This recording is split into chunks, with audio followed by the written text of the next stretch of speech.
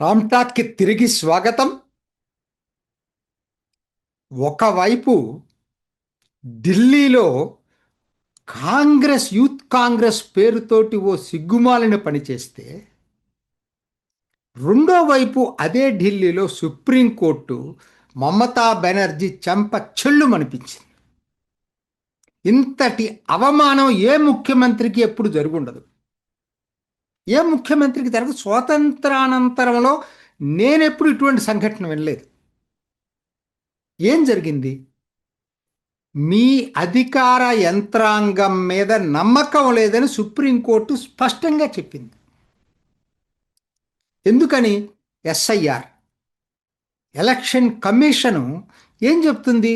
మమతా బెనర్జీనే స్వయంగా అసలు కోఆపరేట్ చేయకుండా మొత్తం అధికార యంత్రాంగాన్ని ప్యారలల్గా ప్రత్యామ్నాయంగా తయారు చేసి పెట్టింది, సహాయ నిరాకరణ చేయించిందని చెప్పింది.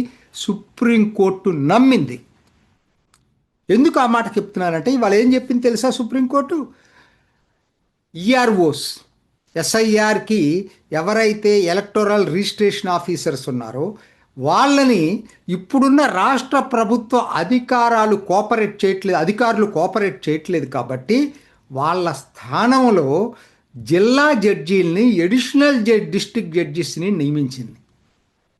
నియమించడం అంటే అది డైరెక్ట్గా చేయదు కదా. చీఫ్ జస్టిస్ ఆఫ్ కలకటా హైకోర్టుకి డైరెక్షన్ ఇచ్చింది, మీరు మీ జిల్లా అధికారుల్ని స్పేర్ చేయండి. ఇది అత్యంత అవసరమైనటువంటి రాజ్యాంగబద్ధ చర్య. ఇది కాలానుగుణంగా ఎప్పటికప్పుడు ఎస్ఐఆర్ అనేది జరుపుతూ వస్తూ ఉంది. ఇవాళ కొత్తగా జరిగింది కాదు. మిగతా రాష్ట్రాలన్నీ పూర్తి చేసినప్పుడు బెంగాల్కి ఏమైంది? కారణం ఏంటో అందరికి తెలుసు.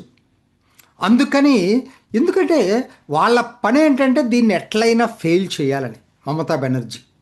సుప్రీంకోర్టు ఎన్నిసార్లు, వాళ్ళ డబ్బులండి, ప్రజల డబ్బులు, సుప్రీంకోర్టులో ఎంత పెద్ద కోర్టులు ఇచ్చి అడ్వకేట్లను పెట్టుకొని వాదిస్తూ వస్తుంది.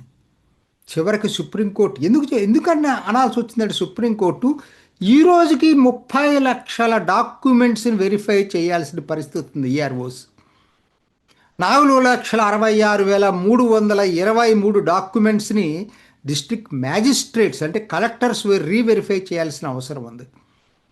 అట్లానే 20 లక్షల ఓటర్లకు సంబంధించినటువంటి నిర్ణయాలు తీసుకోవాల్సిన అవసరం ఉంది.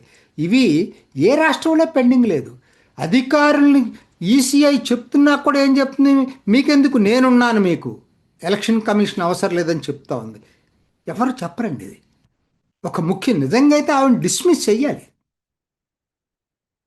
మరి సుప్రీంకోర్టు ఏం చేస్తుందో తెలియదు. ఆవిడ ఆ డాక్యుమెంట్స్ దొంగిలించిన కేసులో ఈసీఐ అఫిడవిట్ కూడా దాఖలు చేస్తుంది, అది వేరే కేసు. కానీ ఇక్కడ మాత్రం మమతా బెనర్జీ మీద అవిశ్వాసం ప్రకటించిందండి. కరెక్ట్గా చెప్పాలంటే సుప్రీంకోర్టు క్లియర్గా అర్థమవుతుంది. ఇన్ని పెండింగ్ ఎందుకుంటాయండి? కావాలని మెడిటేటెడ్ ప్లాన్. అంటే ఇది విఫలం చెయ్యాలి, ఎట్లయినా ఎస్ఐఆర్ అమలు చేయటానికి లేదు, ఫైనల్ ఓటర్ లిస్టులు రాకూడదని చెప్పి.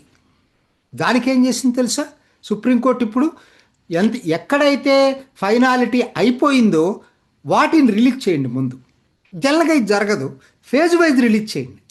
అయిపోయిన వాటిని రిలీజ్ చేయండి, మిగతా వాటిలో జిల్లా జడ్జీలు వస్తారు మీ ప్లేసుల్లో, మీ అధికారుల ప్లేసుల్లో, వాళ్ళు ఇవన్నీ చకచక పూర్తి చేస్తారు. పూర్తి చేసిన ఎక్కడ ఏ జిల్లాలో పూర్తయితే ఆ జిల్లాకు రిలీజ్ చేస్తారు ఓటర్ లిస్ట్. ఇది ఎప్పుడు జరగాలి అంటే ఇదొక ఎమర్జెన్సీ సిచ్యుయేషన్ తీసుకొచ్చింది మమతా బెనర్జీ బెంగాల్లో. వాళ్ళకి అదే కాదు చెప్పింది, ఈ జడ్జీలకి ఎలక్షన్ కమిషను అపాయింట్ చేసిన మైక్రో అబ్జర్వర్స్ అసిస్టెంట్గా ఉంటారు.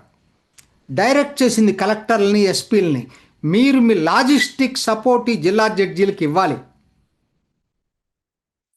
వాళ్ళు ఏం డైరెక్షన్ ఇస్తే దాన్ని ఫాలో కండి అంటే. ఇంకా మమతా బెనర్జీ మీద నమ్మకం నాకే కదా, జడ్జీల ద్వారా చేపిస్తుంది ఇప్పుడు సుప్రీంకోర్టు ఈ పని. డీజీపీకి మళ్ళీ డైరెక్షన్ ఇచ్చింది, అంతకుముందు ఒకసారి డైరెక్షన్ ఇచ్చింది, ఇప్పుడు ఇచ్చింది. ఎస్ఐఆర్లు బెదిరించిన దాని మీద మీరు ఏం యాక్షన్ తీసుకున్నారో మళ్ళీ నాకు అఫిడవిట్ సబ్మిట్ చేయమంది. ఇంతగా రాష్ట్ర ప్రభుత్వాన్ని అభిశంసించిన సంఘటన స్వాతంత్రానంతరం ఎప్పుడు జరగల, మొట్టమొదటిసారి జరిగింది. మొట్టమొదటిసారి జరిగింది. ఇది మమతా వర్సెస్ మోడీ కాదు. మమతా బెనర్జీ స్వయంగా సుప్రీంకోర్టుకి వెళ్ళి హాజరైనా కూడా ఇవాళ మమతా బెనర్జీని అభిశంసించిందని చెప్పొచ్చు సుప్రీంకోర్టు.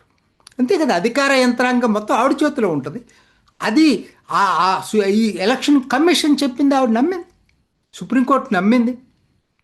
ఇది ఇవాళ మోడీ వర్సెస్ మమతలాగా రాలా, ఇది మమతా వర్సెస్ సుప్రీంకోర్టు అయిపోయింది. సుప్రీంకోర్టే మమతాకు వ్యతిరేకంగా ఎలక్షన్ కమిషన్కి రక్షణగా నిలబడింది. ఇంత నిజంగా ఏమాత్రం ఆత్మగౌరవం ఉంటే, ఆవిడ ఆత్మాభిమానం ఉంటే రాజీనామా చేసి వెళ్ళిపోవాలి మమతా బెనర్జీ. ఆవిడటి చేయదు, అది వేరే విషయం.